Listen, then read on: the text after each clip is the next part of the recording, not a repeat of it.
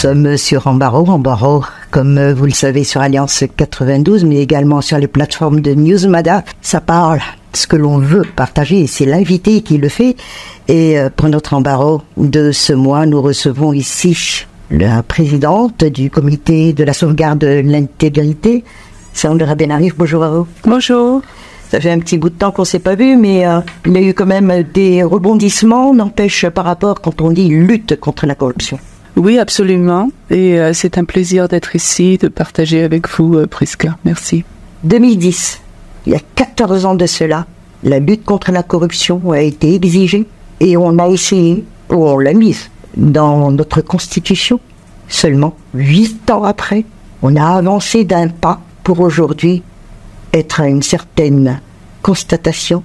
On n'a pas avancé. C'est bien cela, si on résume. Non, on a quand même avancé sur certains fronts, mais évidemment, ce n'est pas suffisant et c'est trop lent. Et ce qu'on découvre maintenant, 20 ans après la première stratégie nationale de lutte contre la corruption, c'est que les facteurs de blocage, en fait, accompagnent les réformes. À chaque réforme, il y a des éléments de blocage que l'on n'a pas anticipés. Parce qu'on a un peu cette tendance de penser qu'il y aura une solution miracle. Il suffit de mettre en place la Haute Cour de justice. Il suffit de mettre en place le Bianco. Il suffit de mettre en place l'Agence de recouvrement des avoirs. Et il y aura plus de corruption. Alors que, en fait, la mise en place ne suffit pas. Il faut des mesures d'accompagnement très fortes qui font que cette mise en place législative et institutionnelle soit suivie tout de suite de mesures d'accompagnement et que l'on n'accepte pas que l'on trouve de nouveaux moyens de blocage ou de ralentissement ou d'ignorer tout simplement les dispositions de la loi pour que ces institutions et ces lois soient véritablement effectives. On a mis quand même toutes les structures, n'est-ce pas? Absolument. Et bien que ces structures sont venues une à une, par besoin et par constat. Mais à chaque fois, on a constaté qu'après évaluation, il y a toujours un « mais ». Et ce mais, c'est au mépris même des citoyens. Parce que tout se passe plus ou moins en autre sphère. On n'entend jamais un lambda quelconque parler de corruption ou de faire corruption. C'est toujours à un certain niveau. Et de ce certain niveau, par contre, la Haute Cour de justice a été créée. Menons depuis le mois d'août des consultations régionales et thématiques avec vraiment toutes les parties prenantes. On essaie d'être aussi inclusif que possible. Par le passé, je dirais que les stratégies peut-être ont été un peu concoctées, pas tellement par toutes les parties prenantes. Et nous avons tenu, lors de ces consultations, d'inviter notamment l'administration, mais aussi les parlementaires, même si évidemment le changement de mandature ne nous a pas vraiment aidé dans le timing, mais ce qui ressort de ces consultations sans aucun doute, le sujet numéro 1 qu'il va falloir mettre dans la nouvelle stratégie, c'est cette question d'impunité. Il est absolument sans aucun doute, et ce ne sont pas seulement les hauts emplois de l'État, les ministres ou ceux qui sont couverts par la Haute Cour de justice ou carrément l'immunité parlementaire, tout à fait, mais aussi l'immunité essentiellement de tous les grands corps. Les autorisations de poursuite contre les inspecteurs divers et variés, des douanes, des impôts fonciers, etc. Et que certains aimeraient même étendre jusqu'aux élus locaux, par exemple. Et donc, il va falloir vraiment s'y atteler parce que on oublie, c'est un peu une des raisons aussi d'avoir ces consultations, c'est avoir un dialogue un petit peu sur pourquoi est-ce qu'on avait mis en place cette institution-là, qu'est-ce qu'on pensait ou pourquoi, quelle est la genèse de ces immunités. Parce que ce qui se passe après, c'est ce que j'appelle les facteurs de blocage, mais on détourne. On prend l'autorisation de poursuite qui est requise, on peut peut-être le comprendre parce qu'il y a des dénonciations calomnieuses ou des genres de choses comme ça. Mais c'est devenu après une immunité totale parce que aucune autorisation de poursuite n'est donnée par les ministres qui ont peur des représailles, des grèves, etc. Donc cette question d'impunité est le sujet phare de ces consultations et lors de ces dialogues justement c'était très tendu parce que il y a ceux donc qui craignent justement, comme je disais, les dénonciations calomnieuses, le fait de se faire cibler, attaquer, etc. Parce qu'on n'a pas de voie de recours, on ne peut, vers qui allons-nous nous tourner si quelqu'un... Les lois sont là, non ? Nous dénonce, oui, les lois sont là, mais en fait, justement, pour les dénonciations calomnieuses, il ne s'agit pas seulement d'avoir une loi sur le lanceur d'alerte ou une loi sur la diffamation. Il faut vraiment la loi sur la diffamation, par exemple, n'est pas suffisante pour, par exemple, les attaques sur les réseaux sociaux. C'est pour ça qu'il faut une approche holistique où on regarde au-delà de juste encore une solution facile. Encore une loi, encore un texte. Non. Il faut tout regarder, anticiper et essayer d'avoir des réponses. Sinon, on détourne, sinon, on évite d'appliquer la loi. Est-ce que vous demandez plus au niveau donc de cette grande structure de lutte contre la corruption, un grand bol de volonté de l'État pour mettre vraiment en fonction cette lutte? Oui, je crois que la volonté, elle est là, mais elle est seulement dite. Elle n'est pas actée. Et c'est pour ça que je dis que cette stratégie, pour la première fois, il y aura un plan de mise en œuvre détaillé. Il suffit pas de décréter, hein. Il suffit pas de dire, hein, parce que c'est pas les paroles qui comptent. Ce sont les actions. Et donc, si on dit on ne va plus tolérer X, Y ou Z, il y a carrément tout un plan d'action avec le dispositif qu'il faudra et les moyens aussi d'appliquer, parce qu'il ne suffit pas d'annoncer qu'il n'y aura plus de corruption. Je prends l'exemple en particulier de l'aéroport. C'est plus les opérations coup de poing. Il faut des dispositifs pensés, réfléchis et où tout le monde agit en même temps avec il faut un pilotage, il faut que quelqu'un pilote. Et c'est justement, je crois, une des leçons du passé, c'est qu'on pensait que le système anticorruption, composé initialement du CSI et du Bianco, allait réprimer la corruption en bout de chaîne. De la stratégie de 2015, on a évolué un peu en disant il faut un peu plus de prévention. Comme vous avez dit, décourager la corruption. Mais on constate que ce n'est pas le système anticorruption qui va vraiment efficacement prévenir la corruption. Il faut que ce soit l'administration et les institutions elles-mêmes. À se demander également si on n'est pas toujours en phase de prévention, étant donné qu'il n'y a pas encore de gros poissons, entre guillemets. On a la Haute Cour de justice, par exemple, qui a quand même plus de 5 ans d'existence et aucun dossier présenté, alors qu'il y a eu une grande cérémonie pompeuse. Tout le monde s'attendait en disant « ça y est, on va démarrer ». Il y a eu des personnalités qui ont prêté serment. Il y a une structure, donc également des fonctionnements. Et tout compte fait. Oui, je crois que dès le départ, il y a certaines mécompréhensions sur ce qu'est la Haute Cour de justice. C'est une cour qui ne devrait siéger qu'exceptionnellement. Elle ne devrait même pas avoir un budget, elle ne devrait pas avoir un siège, encore moins des prestations de serment, etc. C'est une cour juridico-politique, moitié magistrat, moitié représentant du Parlement, qui d'ailleurs doivent être renommés à nouveau, puisque nous avons une nouvelle Assemblée nationale, mais elle ne devrait siéger que lorsqu'il y a vraiment un dossier, un cas, une mise en accusation votée par le Parlement. Déjà, dès le départ, on n'a pas compris et tout de suite, c'est une institution, oui, budgétivore, qui n'a servi à rien depuis tout ce temps. Mais il faudrait aussi qu'on questionne pourquoi avoir même une Haute Cour de justice. Normalement, c'est pour juger, disons, un ministre qui a peut-être fait quelque chose dans l'exécution de ses fonctions qui aurait tourné au mal. Et donc, il y a certaines choses, par exemple, le ministre de la Défense ou le ministre de la Sécurité publique, il a l'autorisation de tuer des gens, par exemple. Mais disons que c'est un ministre dans un autre secteur qui fait quelque chose dans l'exercice de sa fonction qui résulte en la mort de quelqu'un et est-ce qu'il peut être jugé ou non. C'est ça la Haute Cour de justice. Ça ne devrait surtout pas être pour juger les cas de corruption qui devraient être de droit commun devant un tribunal de droit commun. C'est une cour spéciale en fin de compte, quoi. Tout compte fait.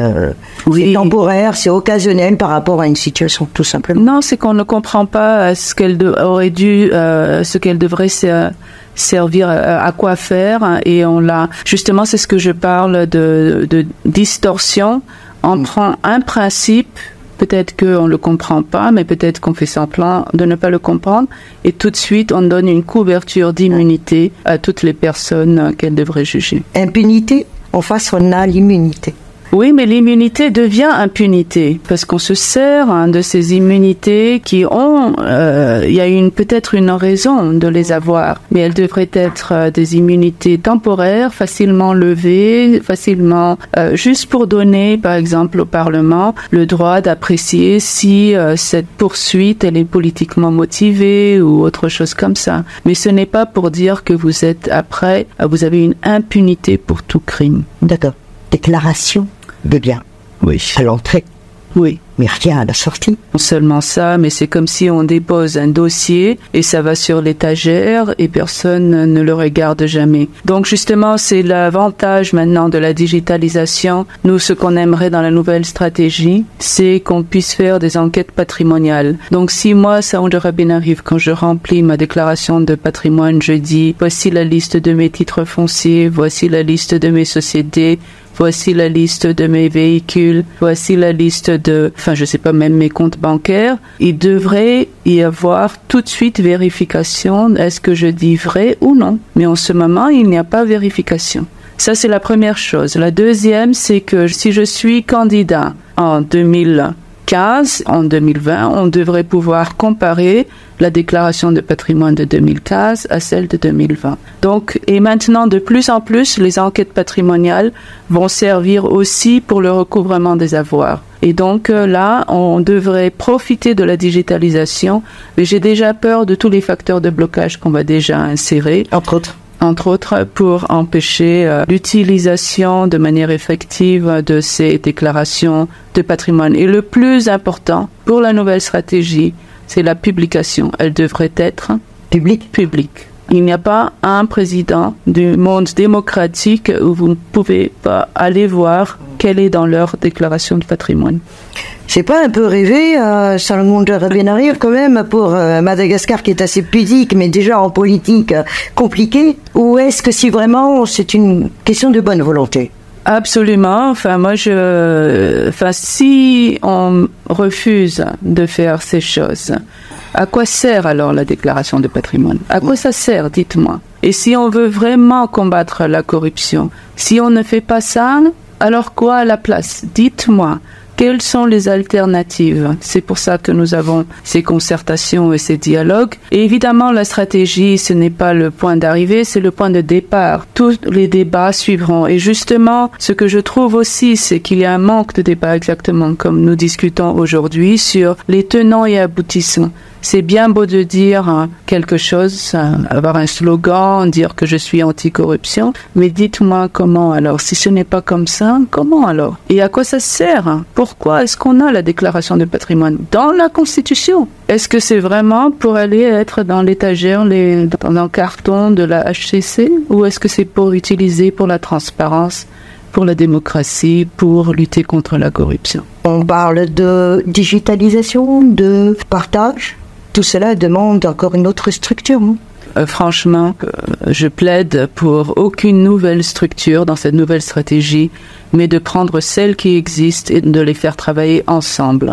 Que nous avons des structures. Il y en a même qui n'existent pas. Si je pense par exemple à la CNIL sur l'information personnelle, les données à caractère personnel, etc. La loi est là, mais l'institution n'est pas là.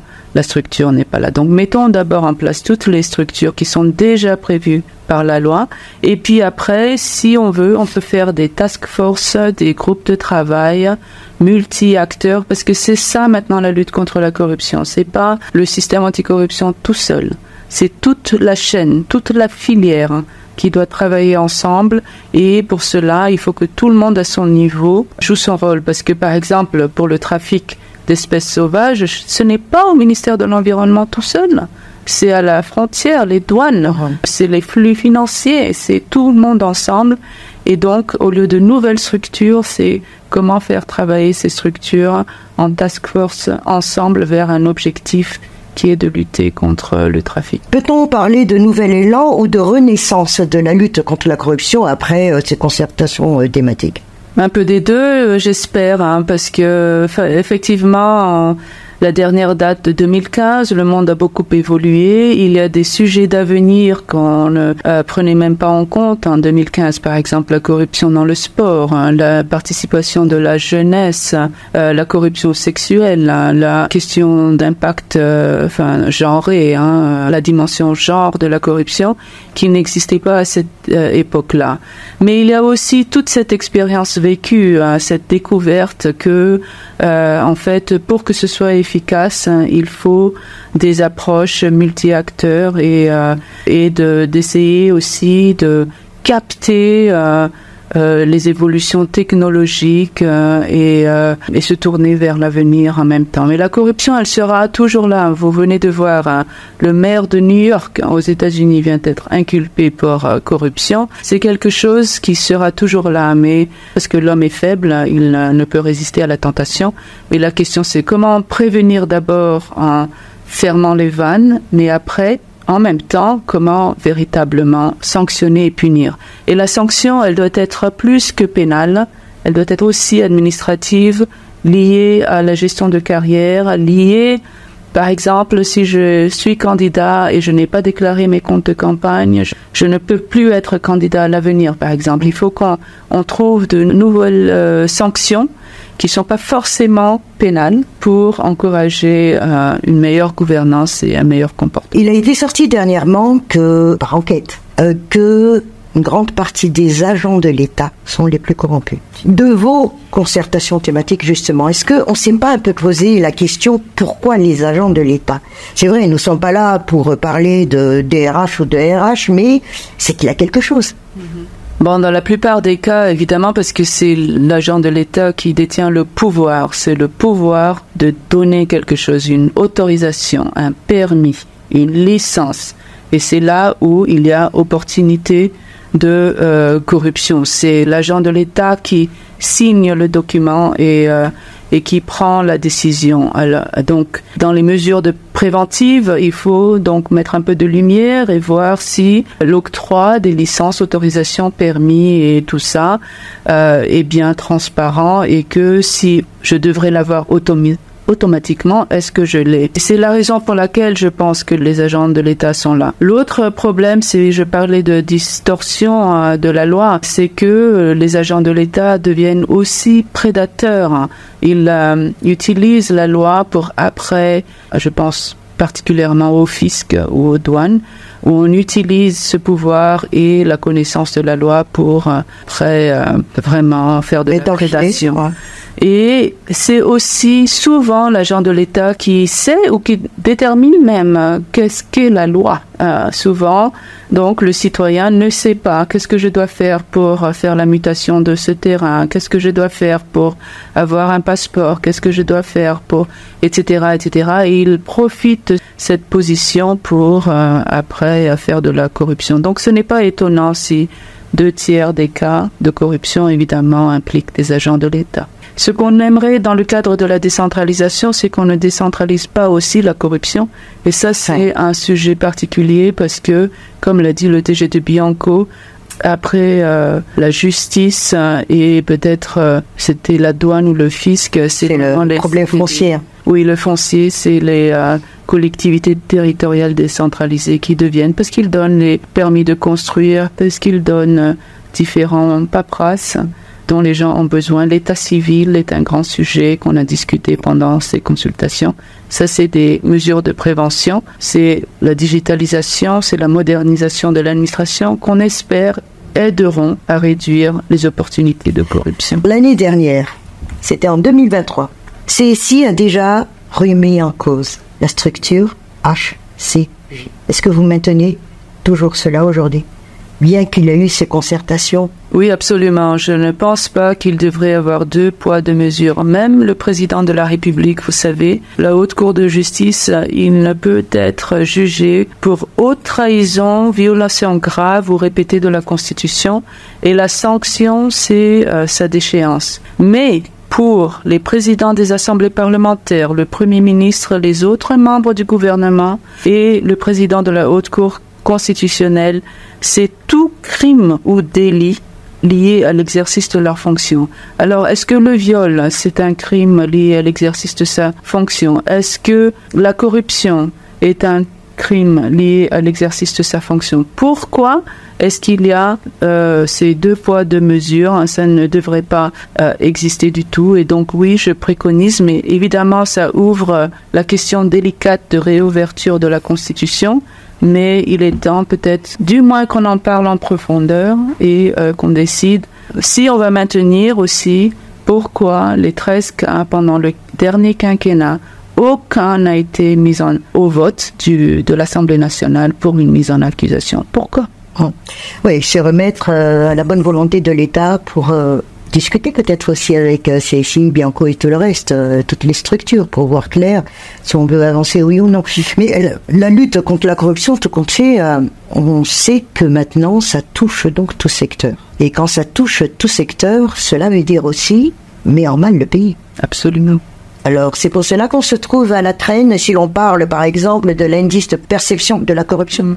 Oui, absolument. Bon, c'est un peu un cercle vicieux parce que d'un côté, la pauvreté favorise la corruption. Hein. C'est pas seulement la pauvreté de la population, mais carrément de l'État qui n'a pas vraiment. Enfin, moi, j'ai fait connaissance là des moyens de l'administration pour travailler qui favorise évidemment la corruption, mais l'indice de perception de la corruption, même si je pense que c'est un peu injuste sa manière de nous évaluer sans que l'on sache à l'avance quel est le thème de cette année-là, et ce n'est pas toujours lié à nos engagements internationaux, si c'est la Convention des Nations Unies contre la corruption ou autre, mais c'est quand même, ça pèse lourd auprès des institutions multilatérales comme les Nations Unies, la Banque mondiale et le FMI, ça compte pour quelque chose. Donc, encore une fois, une stratégie, il y a des actions à court terme, moyen terme et long terme. Je pense qu'on a maintenu notre score pour des choses un peu classiques, comme la mise en place de l'Agence de recouvrement des avoirs illicites, l'adoption de certains textes.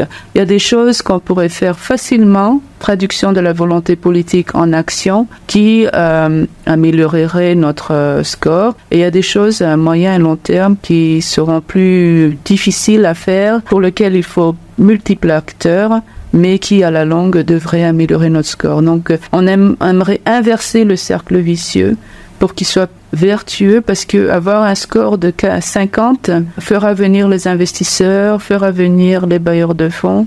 Nous avons des facilités de crédit de 300 millions de dollars à Madagascar. En comparaison au Kenya, c'est dans les 2 milliards de dollars.